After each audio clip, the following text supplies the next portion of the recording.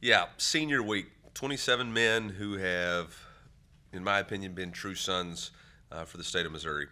Some chose Missouri uh, all the way from high school. Um, some chose Missouri through the transfer portal, but all of them unique in their own stories.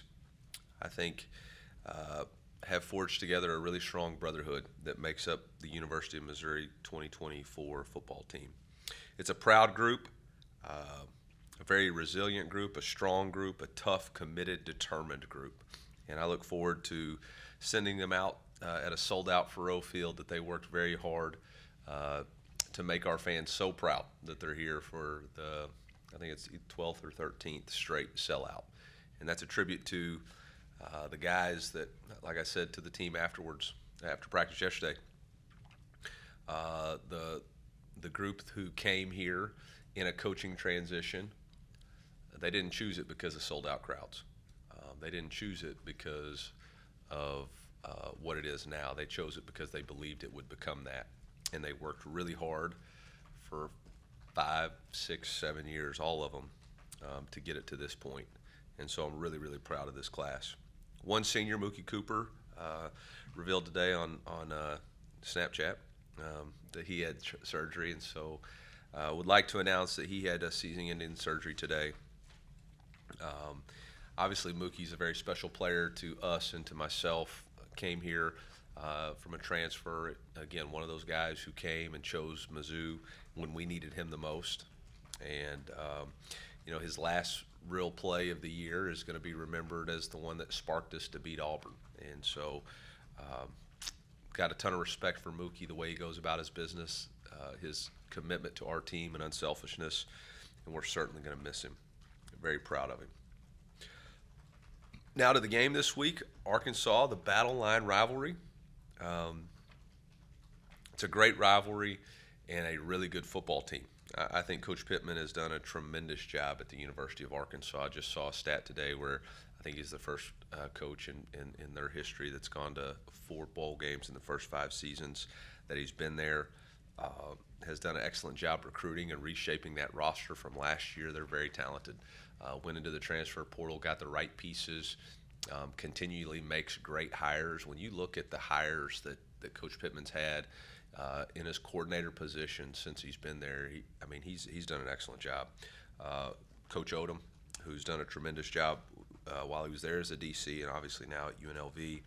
Coach Briles, while they were there.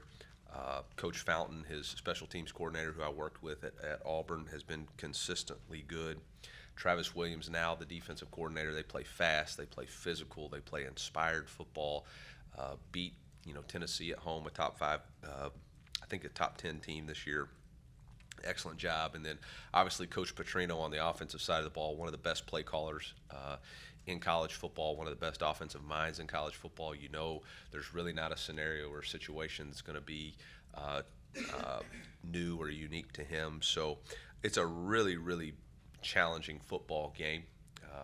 They've got, like I said, really good quarterback. I think their offensive side of the ball, and I may mispronounce his name, but Talon Green, Jaquindon Jackson, the tight end Luke Halls, the wide receiver Andrew Armstrong. Really, really good skill positions, and Coach Petrino uses them in the right way. Defensively, Landon Jackson, one of the best defensive ends in our conference. I think the linebacker group plays really well downhill. Xavier Sori is a guy that bounces off the tape at you. In the back end, Hudson Clark, we played him for 5 straight seasons. I remember playing him as a true freshman out here during the COVID season. And a lot of these guys, similar to South Carolina, we've played a lot and have a lot of respect for them as a football team and as a program. So with that, I'll open it up for questions. So we talked a lot about Luther's impact coming out of St. Louis, but what did Mookie do for you in kind of being able to establish yourself in the city? Yeah, exactly. I vividly remember it was during COVID. He had announced that he was going to transfer, and I was in St. Louis with my family, and we were talking to him on the phone about, hey, this is the right decision for you, and he was being recruited by a lot of people, but just selling him on coming back home and being a point of pride for the city of St. Louis, and he's been a tremendous resource for us. What's it been like with Brady? I mean, he was in that first class, sticks with the coaching transition. Yeah. How integral has he been kind of side by side with you in building this whole thing? Yeah, I mean, obviously he's been tremendous, been consistent, determined. The same words that I used for that senior class, obviously, specifically for Brady. I think we were looking up yesterday. I think he's 24 and 13 as a starter here, which would be third in all time.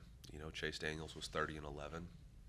And then you got Brad Smith was 26 and 25 or 25 and 26, one of those two. So, you know, as far as a guy who's been here and won a lot of football games for us, like you said, stayed consistent, believed in himself. It means the world to him. And it's not just him. It's Will Norris. It's Mitch Walters. It's Drake Heismeyer. It's Jack Meyer. It's Luke Bauer. You know, these guys all came in at the same time and all stayed. And, you know, I think Drake has one of those all-time quotes. You know, he didn't do it for the money, didn't do it for the fame. He did it because he loves the University of Missouri. I just remind him he's not famous or rich. So, but he did it for the University of Missouri. How much time have you spent thinking that this is Brady's last game on Furrow Field and what his legacy might be? Yeah.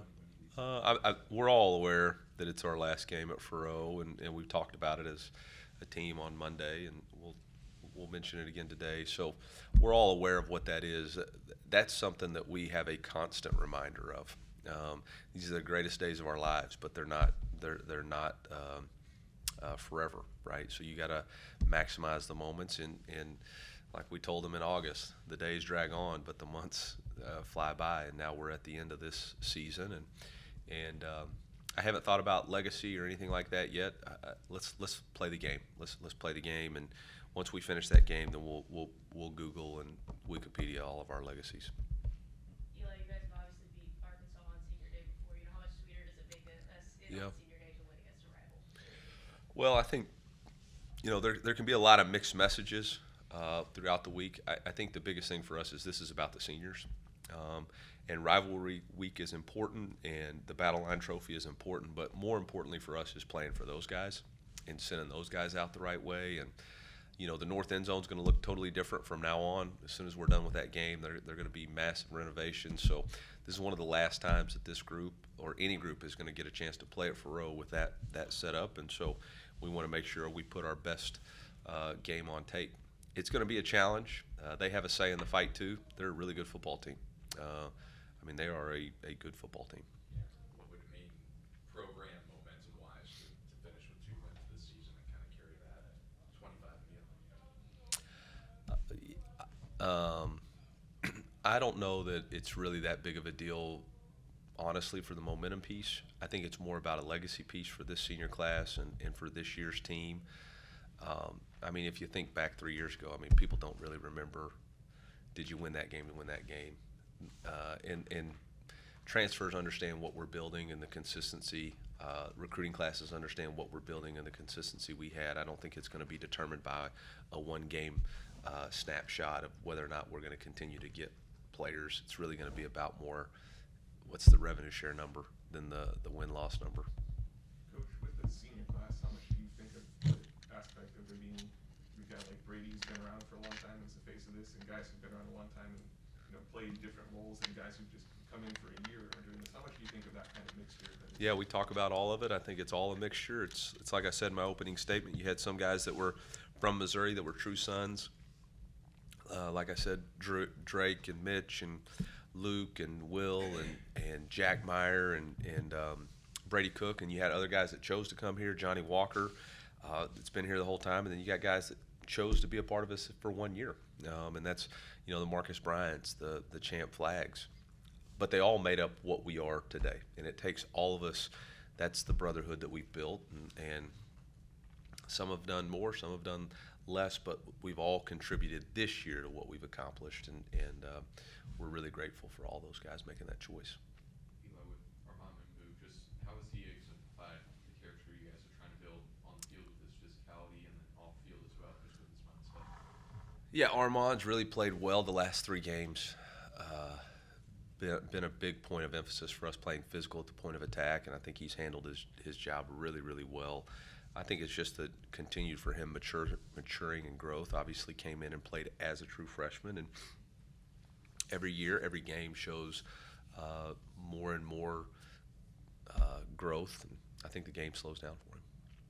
Coach, having seen Arkansas pretty much every year now, just how has this year's team evolved from what you've seen maybe last year especially? Well, obviously last year they were going through some coordinator stuff and changes within their team. But I do think the defensive identity under Coach Pittman has been consistent, relentless pursuit to the football. They're playing a little bit more three safety defense the last 3 games, which is very similar to what they did with Coach Odom. So you can tell there's a program style, complementary football.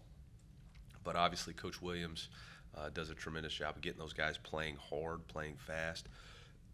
You know, they've since I've been here coaching, I mean, Arkansas has had really, really good linebacker play. And that's consistent through Coach Williams, who's obviously was a elite linebacker himself at Auburn. And so those guys really stand out. Their defensive line has improved and continued to improve. They retained some really good players and then added some players, so they've got more depth there. On the offensive side of the ball, I think their quarterback, obviously, Coach Petrino is well known for his quarterback prowess, and he's done a tremendous job with their quarterback. And Jaquin Jackson, Coach Petrino has always believed in having a big back, and they really establish the run and then are explosive in the pass game. So it's complementary football. A lot of people are assuming that Saturday is also the last time Luther will play here. Have you had any conversations with him, and will he walk on Saturday? I have had conversations with Luther. We are in those conversations. I'm never going to steal anybody's thunder or spotlight, but I would just say that we're very fortunate for Luther to have been here for 3 seasons. He will walk on Saturday.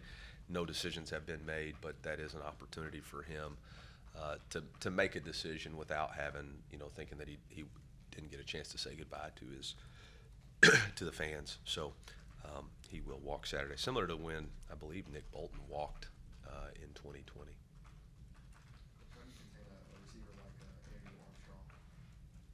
Yeah, contains the wrong word. I think you got to limit. You got to limit yards after catch. I think he is an explosive route runner. Obviously, he's got great length and can get over the top. So, got to do a great job of keep being on top of the routes, and then need to do a good job of tackling. They do a really good job of creating yards after catch through some of their crossing schemes. So, we're going to have to do a really good job tackling. Obviously, the weather could be an intriguing factor in this game. I haven't played in a snow game, and it's looking like we might get one of those. I don't know if anybody here is a weather person, but looking like that, right? So it'll be interesting to see how it plays out. You all recruited Armstrong when We he was did. in the transfer portal, We did, correct? yep. Yeah. We did. I know you're focused on this one, and then obviously you have bowl game near the end of the year, but just what does the week or 2 after this game look like for you guys, since such a hectic period? Do you kind of immediately have to go into evaluation of this team and then look ahead to next year? Yeah, Sunday night we'll have a staff meeting, and we will finalize the what we've been discussing for the last 4 weeks, which is roster evaluation, management, and retention. Saturday or Wednesday we'll sign our freshman class. Monday, Tuesday, Wednesday, Thursday through Friday we'll meet with every player on our team, kind of see where their mind is. Have discussions on player retention, which means NIL revenue share conversations to see where everybody's at, what's those negotiations look like, and then really December 9th becomes what would be considered free agency for everybody on your football team. So most important thing for us obviously is to sign our freshman class, retain the great players that we have on our roster, and then build moving forward. It's going to happen fast, and there's a lot of moving parts on top of whatever else could be going on, whether it's bowl games, staff, adjustments, basketball games. There's all kinds of things going on. So what it looks like is keeping your head on a swivel and making the best decisions you can with the information you have on hand, and go from there. Fortunately, we've been able to handle some of this stuff already. We spent the better part of the first or the second bye week having some discussions already with current roster players to retain those guys. So we feel like we're in a good place there and ahead, but never know. Coach, two-part question. You get two-part answers. In last week's game, Blake, he did have a kick go out of bounds on the kickoff. I wanted to know, when things like that happen, is the ball just carrying on him and he's trying to hit a particular part of the field y'all want him to kick it to, or is it just, does it just carry out of bounds on him, or? It's all been the same kick. It's all been on the same hash. The miss hits. We've got 4 out-of-bounds kicks this year, which is 4 too many. We will be making some adjustments on that. Not for him, but just making some adjustments on how we need to place the ball, because it's been a momentum killer, and it's been our defense doesn't really respond or hasn't responded as well as we would like in those situations. So it's something that we have to adjust. It goes back to my main comment since the first bye week. An inconsistency in our kicking game has been an Achilles heel for us this year, and we've got to improve that. And that's not just Blake. That's punting. That's all of it. We have not been consistent as we need to be, and I think part of that's growing. Blake handling both duties. I think part of that is it's different when you're the man. It's easy when you're the backup and you don't have the pressure, but it's different when you got to go out there and do it consistently. So. It's part of like 3 years ago when I was coaching Brady, and there were some of those challenges too. And we got to continue to coach him, and he's a very coachable young man. But yeah, those are killers. And the second part of that is just, how do you think if there is snow, how that affect this, especially since you said haven't played in the snow game, so how do you kind of prepare for that? Well, the first thing we do is we practice in the weather we play in, so we'll be outside all week instead of in the indoor, and try to get used to the bodily temperature. There's 2 different types of snow. There's dry snow, wet snow. Wet snow sticks and compacts. Makes it a little bit more difficult to throw, catch, make a slicker ball. So you have to be more cognizant of the way that you're utilizing your cleats and running, because the field will, snow will clamp and be a factor on route running and slippage. So there's some things as a staff that we've already put in place to prepare for. But the reality of it is, that's just part of the game.